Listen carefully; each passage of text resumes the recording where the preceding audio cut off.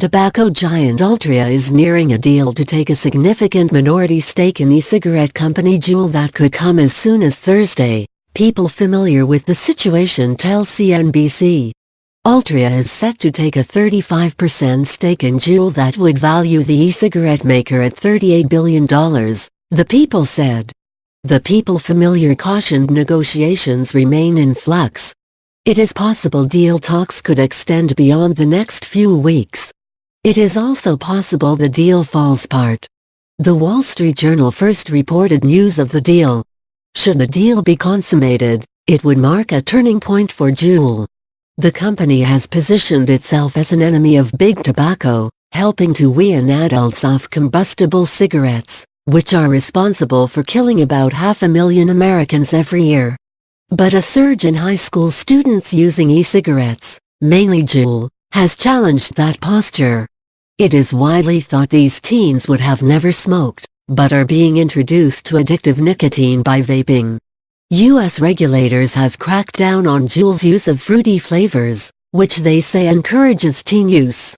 With this pressure, Juul has started facing some of the same regulatory and financial pressures that big tobacco has dealt with for decades.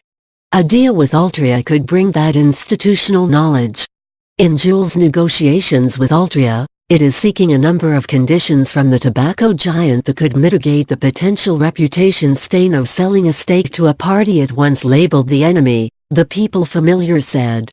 If successful, these conditions could mitigate some of the reputational stain that would come with selling a stake to a party it once labeled the enemy.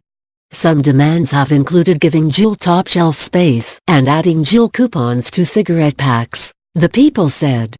Altria owns best-selling cigarette brand, Marlboro. It could not be immediately determined which if any of these stipulations Altria has or will agree to. Should Altria announce a deal with Juul this month, it would be its second transformative investment in as many weeks. Altria invested $1.8 billion for a 45% stake in Canadian cannabis company, Cronos. Altria also said as part of its Cronos announcement it will discontinue Martin and Green Smoke e-cigarette products, citing their financial performance combined with heightened regulatory restrictions. Outsiders viewed the move as clearing the way for Juul. The People requested anonymity because the information is confidential. Juul and Altria declined to comment. Altria has previously said it does not comment on speculation.